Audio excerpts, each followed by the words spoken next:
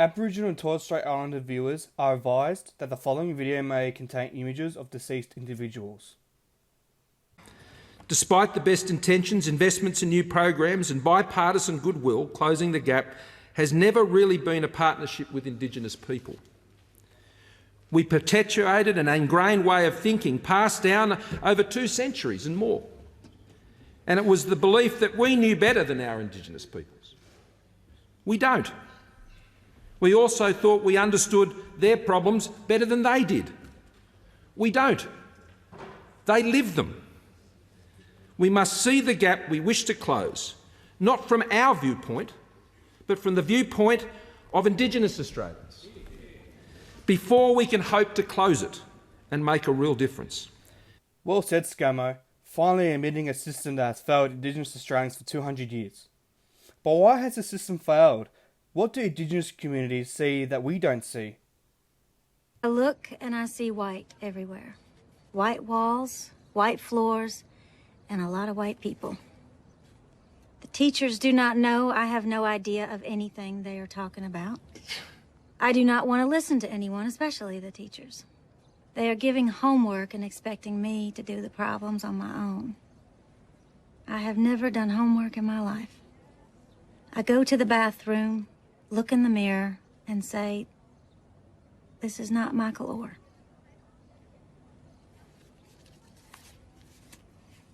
He entitled it White Walls. Labour explains this as a legal, rational authority that distributes power in the form of bureaucracy and democracy, better known as systems. But what do these systems look like?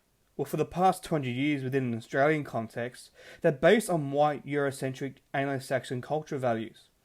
Well, this is great for communities that can follow these values, or already do follow these values, but what about everyone else? This is a major pitfall for the legal rational system based on white values, as vulnerable communities such as people with disability, unemployment, homelessness, and Aboriginal and Torres Strait Islander people are left to fall within the cracks. This is further supported by Morrison colleagues and Larson and colleagues, find that these white systems that are found in the healthcare sector positively correlate with low life expectancy in Indigenous communities. This is further supported by Malcolm and colleagues' Cradle to Grave study, finding that life expectancy was lower in Aboriginal communities compared to white communities. They argue that this is due to negative social determinants of health, such as racial healthcare system, racial judicial system, public racism, and public exclusion. This is also clearly shown in ABS prison statistics, indicating that 28% of prisoners are of Indigenous descent. That is over 1/4 of prisoners, and in these prisons, 9 out of 10 of them are male. However, female is on the rise. Another study was done by Major and colleagues, exploring Aboriginal life and well-being between the years of 1981 and 2006. They found that regardless of what action was being taken by the government, Aboriginal life and well-being has not been improved. However, one of the biggest failures of this white system for Indigenous communities is the attempt to assimilate Aboriginal children into white families by removing them from Aboriginal families. This is known as the stolen generation. This systematic belief that removing Aboriginal children from their families that were born partly white nearly destroyed Indigenous culture in Australia, in displaying how the white legal rational authority system disempowers Aboriginal communities. This event was so horrific that O'Sullivan in 2005 found in his research that the treatment of Aboriginal children during this time violated international human rights and argues for Aboriginal communities to be compensated for this traumatic experience that still affect them this day.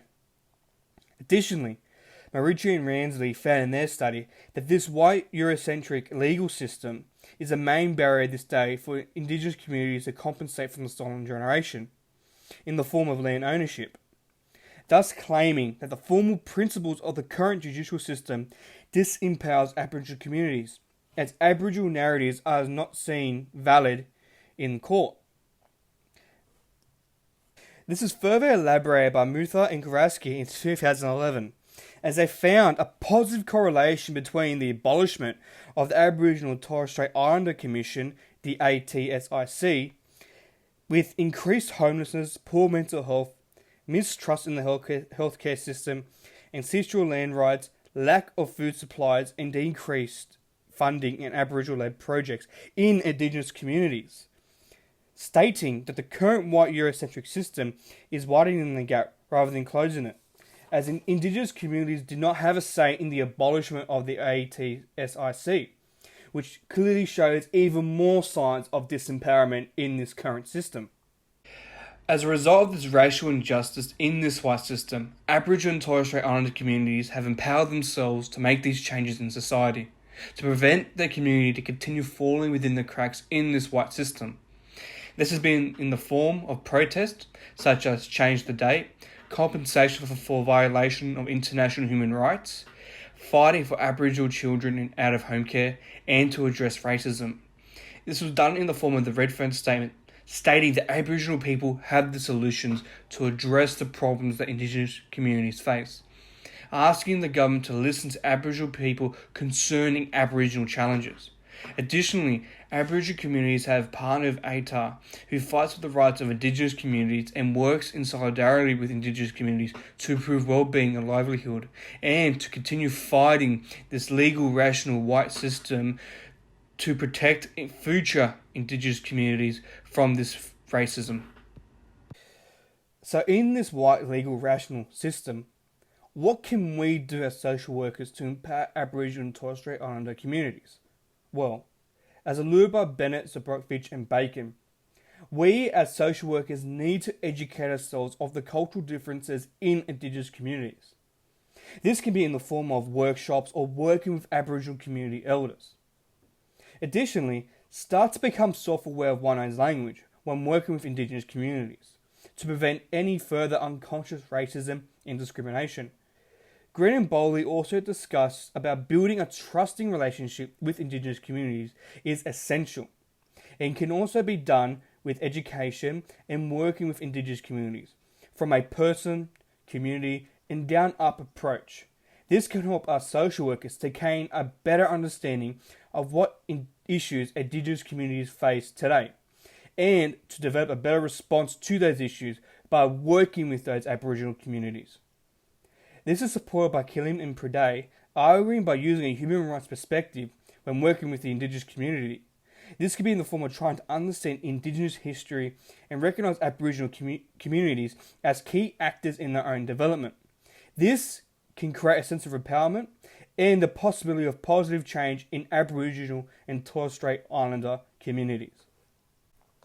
As clearly seen, Aboriginal and Torres Strait Islander communities have fallen through the cracks of this white, Eurocentric, legal, rational system. This is clearly evident in the stolen generation, racial treatment in the healthcare system and judicial system, the abolishment of the ATSIC, lower life expectancy, and a failure of the Close the Gap program. This disempowerment through Aboriginal history has also been affiliated with international human rights violations. However, there is hope that we as social workers can develop a trusting rapport and facilitate positive change.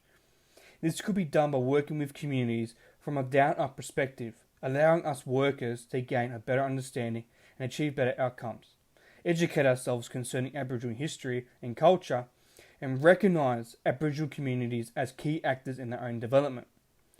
This can be the start of Aboriginal communities feeling empowered and being empowered, and additionally, facilitate positive change in their respective Indigenous communities.